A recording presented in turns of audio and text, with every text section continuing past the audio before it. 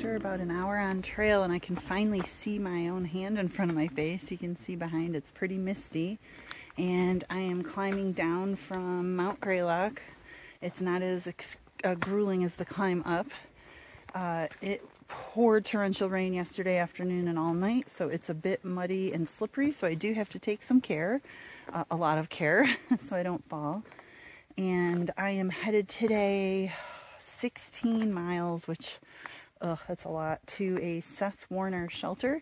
And it's a new shelter. The old one was 2 miles closer. Kind of a bummer they didn't just rebuild on the original site. I'm a little worried because it's supposed to rain starting at noon today. And if that shelter gets full, the tent sites are not great, I guess. But I can't, you know, it is what it is. I'll just do my best to get there. I had a great night at the Bascom Lodge. I got there right before the torrential rain started. I was able to have lunch. I got in the bunk room. There were 3 other hikers there, and I was able to dry out my tent. Had dinner at like 3:30, and I was literally showered and in bed by 5:30, and asleep by 7. It was wonderful because I got little sleep the night before with that thunderstorm in my tent in Cheshire. One thing I forgot to mention, the weather yesterday, it was nice while I was hiking, quite sunny. Got to the lodge, it started pouring rain, then the weather cleared, then it was pouring rain, then the weather cleared. In between rainstorms, I was able to get some incredible shots from the bunk room. The view was incredible, and the ladies' room, the view was also beautiful. And then the War Memorial Tower, I had a nice clear shot of that. And this morning, in comparison, it was a complete whiteout fog. When we headed out, I could barely see my hand in front of my face, and now it's starting to burn off a little bit. But if you're in the area, I would definitely recommend checking it out. You can have lunch in the lodge, walk around. There's a lot of little side trails, beautiful grounds, great view right from the lodge itself. There's a view from Mount Prospect. Little foggy. I have a passenger on my arm. He doesn't seem to know what to do. There he goes. Go, buddy. I'm going to try to put you down. Oh. Sorry, dude. Oh boy. I hope he's okay. You okay, buddy? There he goes. He's got it. Alright, bye, bud. I appreciate that heads up. There was a time in Pennsylvania where we did not get a heads up and all of a sudden started hearing gunshots. Luckily, I'm not hearing any at the moment. Very considerate heads up. Thanks, Massachusetts. All the people from Georgia. This is 1600 mile marker. Somebody made a great stick memorial here. Way to go, everybody from Georgia. I have not come that far, but they must be super excited. That's awesome. Even though there's a brook right nearby, there's a cooler here with water that I do not have to filter, and I am taking it. Look at this cool business. Water bottles, energy bars, fuel, backpacks, footwear, smoothies, hiking poles. We can deliver nature's closet. I was literally just talking about this with a friend, that a smart business would know where the AT was and offer to deliver stuff, especially canister fuel. That's a big one that not everyone carries, and people are always stressed out about where to get the next one. Here's me. I want to call them and see how long to get a smoothie delivered. Oh my gosh, that's a really cool business. Anyway, I probably won't call, but I'm kind of tempted.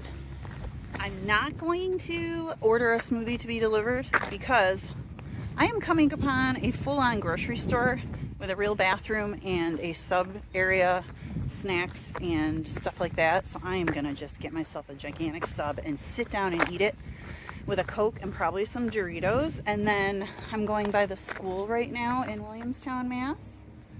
And a friend texted me and said, don't miss the Trail Magic by the school. There's a bulletin board and a bunch of stuff in coolers. Williamstown, you have it going on. You have delivery to the trail, you got grocery store, and Trail Magic. Good job. Thank you. Oh my God, there's cheese, you guys. What? Oh Lord.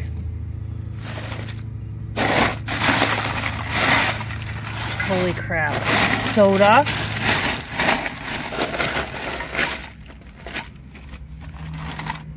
Stop and Shop. Yay. What a sweet little grocery store.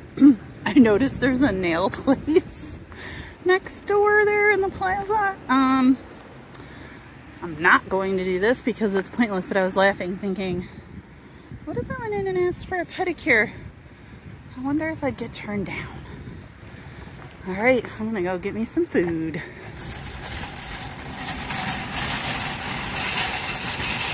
I just spent an hour at the Stop and Shop and I care not. I've shopped.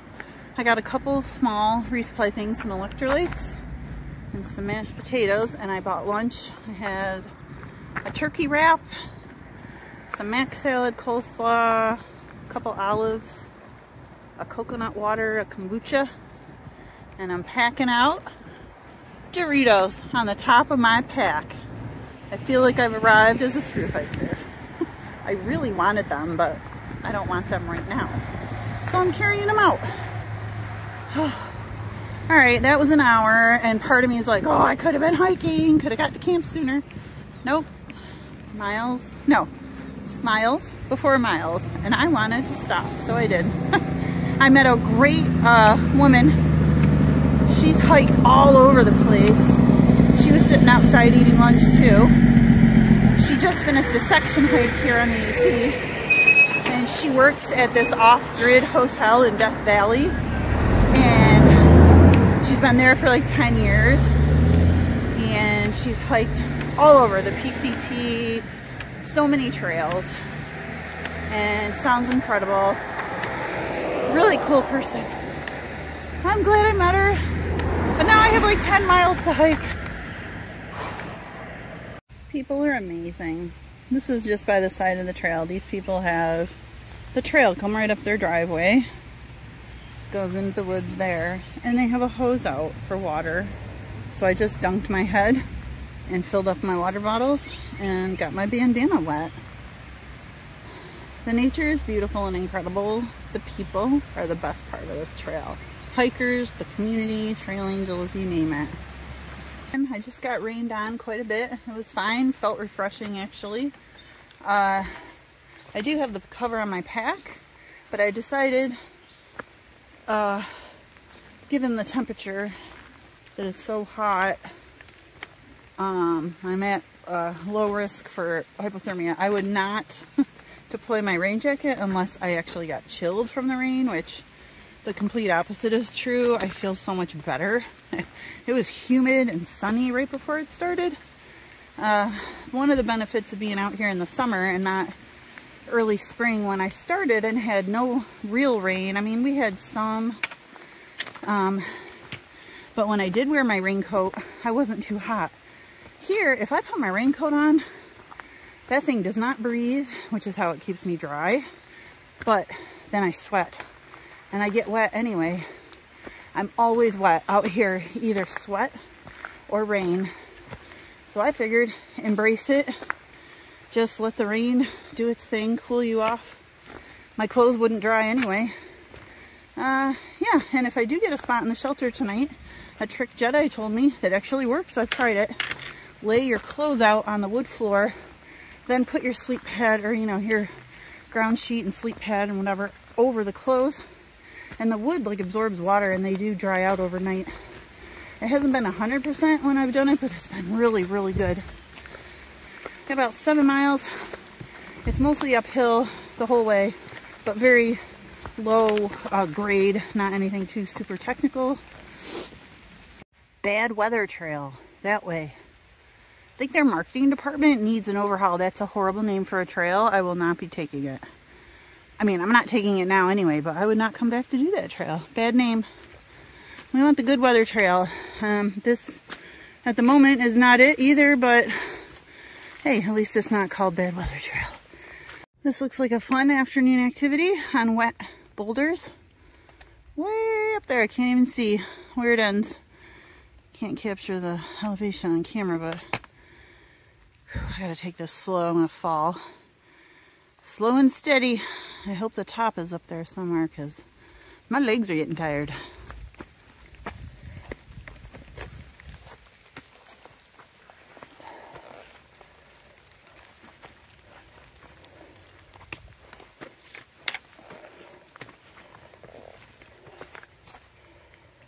Okay, I just came all the way up these boulders and I made it. I hope I'm on the trail still. I think I am. I have to double check my app.